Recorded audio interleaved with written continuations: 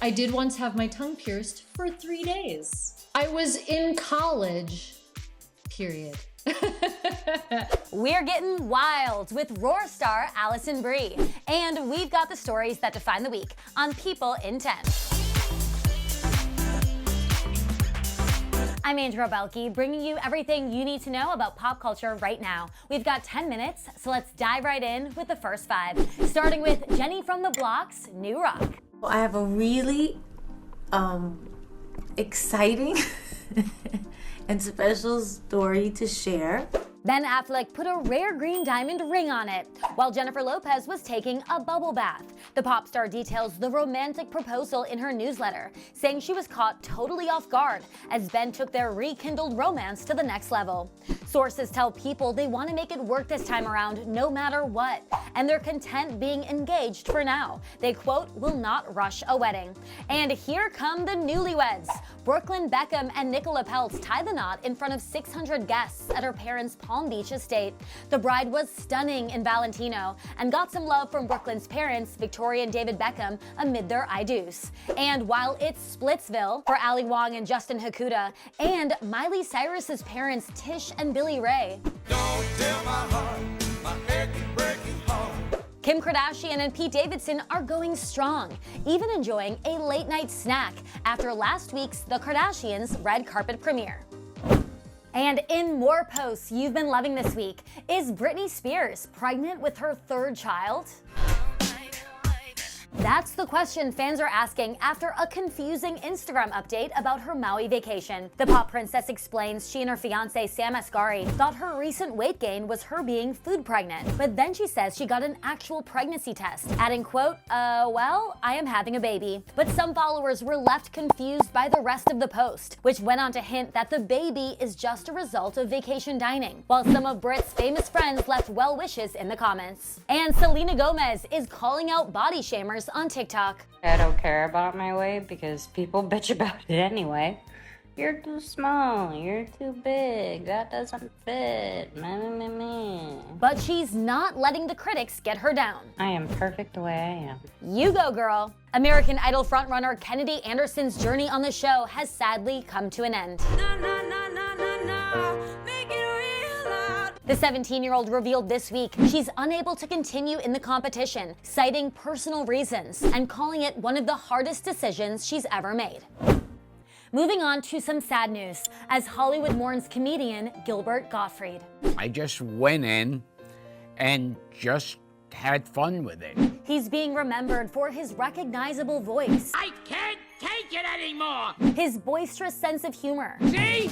Not so funny when it's your mother! and as a wonderful pal. In his tribute to Gilbert, Jeff Ross referenced late comedians Bob Saget and Norm Macdonald, asking people to laugh as loud as possible so the 3 of them could hear it. Kathy Griffin paid homage to Gottfried by retweeting his tribute to Saget and Louis Anderson. She said Gilbert would be the first one to make a joke about the picture now. Many other celebs also recognized Gottfried's gift for making people laugh. The comedian's longtime friend and publicist told People in a statement on Tuesday that he passed away due to a long battle with myotonic dystrophy, a condition that affects the muscles and other systems in the body.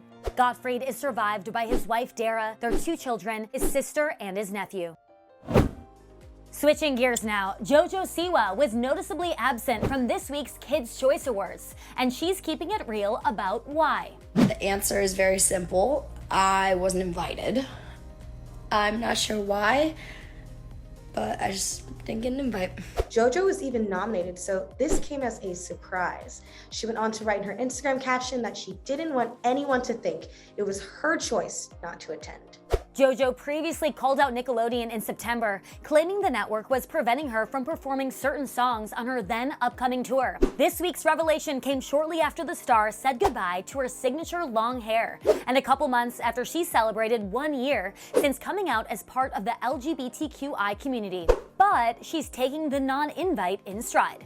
The day after the Kids' Choice Awards, JoJo shared a series of fun photos in a colorful getup, writing that she was having a good day, especially compared to yesterday. In this week's People Cover story, Viola Davis is opening up about her latest project, Showtime's The First Lady, in which she plays Michelle Obama. They want to turn me into a Black Martha Stewart? I will pick my team, choose my causes, understood? To prep for the role, Viola chatted with the Obamas and watched Michelle's Netflix documentary, Becoming. She says this role was a risk, but one she was glad to take because she was at a point in her career where she needed a challenge. In the issue, the actress is also getting candid about her difficult upbringing. While she's an Oscar, Emmy, and Tony winner now, her childhood was one of trauma. Viola grew up in deep poverty, living in rat-infested buildings, being bullied for being Black, and surviving sexual abuse. But she tells people she counts it all as joy, explaining that she owns the things that happened to her and considers them part of who she is today. Now she's focused on helping others heal by sharing her story and hoping she can help people feel less alone. Now let's move on to some screen time. I am so happy to be joined now by Alison Brie. She's starring in the new, highly anticipated anthology series Roar, which premieres on Apple TV Plus tomorrow. I had a life, I had friends. What, now I'm just gonna have PMS for all eternity? For these final 5 minutes of the show, I'm gonna ask you 5 questions. For question number 1, you have to give me 1 answer. For question number 2, you have to give me 2 answers, and so on. Let's get started. Let's do it. First up, Roar offers an insightful and poignant look at what it means to be a woman today through 8 stories that mirror the dilemmas that ordinary women experience. It's Mommy's first day back to the office this week. I don't want you to go, don't go. You star in an episode named The Woman Who Solved Her Own Murder. And we won't spoil anything, but the ending is surprising. So what is one surprising thing about you that fans would love to find out? You know what's surprising maybe? That I have no piercings or tattoos. I don't even have pierced ears, but I did once have my tongue pierced for 3 days. You regretted it, I'm guessing? I was in college, period. Your character, Becky, she is invisible to everyone around her. She is a ghost. Who would do this? I'm a ghost. So, what are 2 places in real life where you would love to be a ghost? At the supermarket, because, you know, you just want to do your shopping in peace, don't want to run into anybody.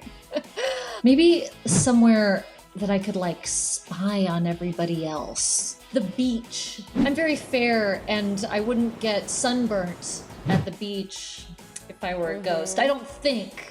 You posted on Instagram that you wrote a movie with your favorite person in the world and he directed it. You're of course talking about your husband, Dave. So 3 things you love about working with him. The first one is just that I get to spend so much time with him. When I'm working with him, we get to literally be together all day, every day, and that's my favorite thing. Another thing I love about working with Dave is how good he is at directing. It's really fun to see the person that you love excel at something new and different. The third one is sort of in that same vein, getting to watch everyone else experience what a kind person he is and what a great director he is. It's so fun to see other people experiencing what I already know, which is how wonderful he is. That's so sweet. He recently talked about your engagement with The Mask and how it didn't go as planned. Felt like a rom-com. Do you sometimes feel like you're in a romantic comedy with him? Yes, I do, because every day I fall more in love. You are in basically every scene of this episode, and when I look at everything else you have going on, you have a lot of other projects coming up. So when you can take a break from working, what are 4 activities that you love doing to kind of get away? I love cuddling with my cats. We have 2 cats that we're very obsessed with. So when I'm not working, you know, it's just, I just want to just squeeze them and love them. I love to read. I like to read books just to dive into different stories. I love to watch TV shows and movies, which doesn't sound like a way to escape my job, but my goodness, we really watch everything. That is like a fun thing that we like to do. And I love to cook. I don't always have time to do that when I'm working. Number 5, give me 5 quick reasons that people should tune into your new show, Roar. First of all, it's really entertaining. There's a lot of photos missing. I hate them. It's gonna be kind of unlike anything you've seen before. Secondly, it's really funny. which is surprising because there's some dark stuff that gets explored, but I really think you will laugh. You could return him. And what's the reason for returning your husband? Where to start? Number 3 is the talent. I mean, Nicole Kidman, Cynthia Erivo, Issa Rae, Betty Gilpin, like the list goes on and on, Merritt Weaver. There's a lot of extraordinary actresses that star in each of the episodes. That you're scared to do anything that's different, anything. And you know what? Some great male actors as well. The look of the show, the cinematography is really beautiful. You want to take revenge like a man, you gotta dress like one. Or not take revenge is the other option. Number 5, it's gonna make you think. It's gonna stick with you. Ta-da! Wow. Is it for your golf trophies? It's for you. Alison, thanks so much for being here. Everyone, be sure to check out her new series, Roar, when it premieres on Apple TV Plus tomorrow. All right, time's up. See you next Thursday.